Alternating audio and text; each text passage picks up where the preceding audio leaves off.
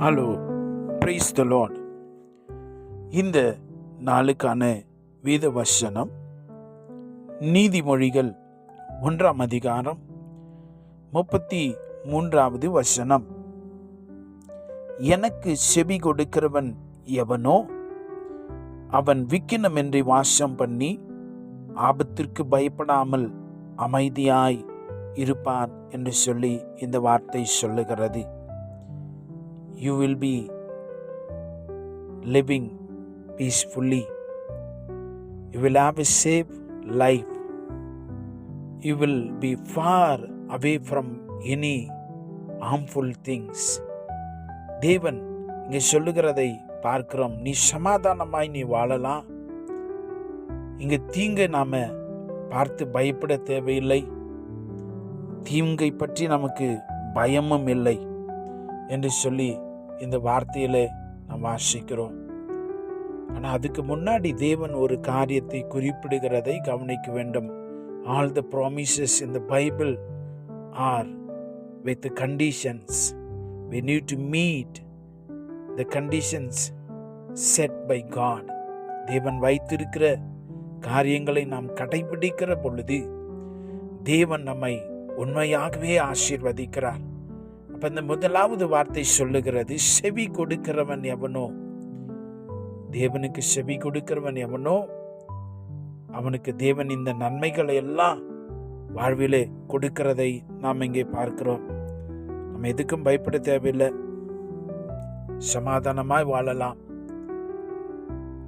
நாம் என்ன நடக்குமோ என்று சொல்லி, ஆபத்து வந்து விடுமோ என்று சொல்லி, தீங்கு நடக்குமோ என்று சொல்லி பயப்படாம ரொம்ப தைரியமா நாம இருக்கலாம் என்று இந்த வார்த்தை சொல்லுகிறது. When you listen to God, செவி கொடுக்கிற பொழுது இவைகள் சாத்தியமாகிறது என்று சொல்லி நாம் வாசிக்கிறோம். நீதிமொழிகள் 3ஆம் அதிகாரத்திலும் கூட அநேக காரியங்கள் சொல்லப்பட்டிருக்கிறது. நீ தேவனிடத்துல அவருடைய ஞானத்துக்கும் புத்திக்கும் செவி கொடுக்கிறதிலிருந்து விலகாத. அங்க வாசிக்கிறோம் 3ஆம் அதிகாரம் 21, என் மகனே, இவைகள் உன் கண்களை விட்டு பிரியாதிருப்பதாக, மெய் ஞானத்தையும் நல்ல ஆலோசனையும் காத்துக்கொள்.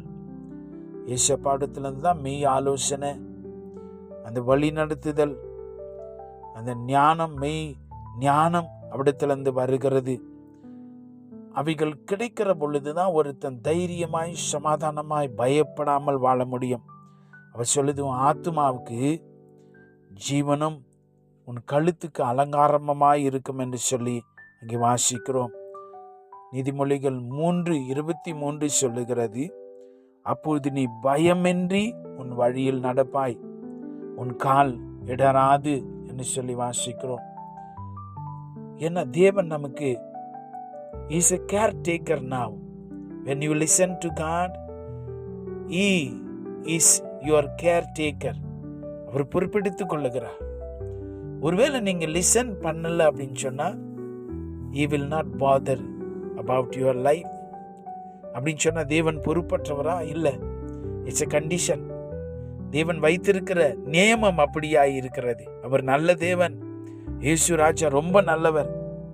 அப்ப இந்த வசனத்துல நாம் வாசிக்கிறோம், கால் இடராது 3:24, நீ படுக்கும்போது பயப்படாதிருப்பாய், நீ படுத்துக் கொள்ளும் போது உன் நித்திரை இன்பமாயிருக்கும். 3:25, சடுதியான திகிலும் துஷ்டர்களின் பாழ்கடிப்பும் வரும் பொழுது நீ அஞ்ச வேண்டாம். ஒருவேளை அப்படி வருது, ஏதோ வருது, ஆபத்து வருகிறது, நெருக்கடி வருது, சத்ரு ஏதோ செய்கிறான், நீ பயப்பட தேவையில்ல. காரணம், there is a great God. அந்த மகிமையின் தேவன் அங்க இருக்கிறதுனால நீ அஞ்ச தேவையில்லை. 3:26 வாசிக்கிறோம், கர்த்தர் உன் நம்பிக்கையாயிருந்து உன் கால் சிக்கி கொள்ளாதபடி காப்பார். உன்னை எந்த இடர்பாட்டிலும் உன்னை சிக்க வைக்காதபடி இந்த நீதியின் தேவன், இந்த மகிமையின் தேவன் உன்னை காப்பாற்றுவார், உன்னை நடத்துவார். இப்போ ஒரு சின்ன ஒரு பரிசோதனை டெஸ்ட்.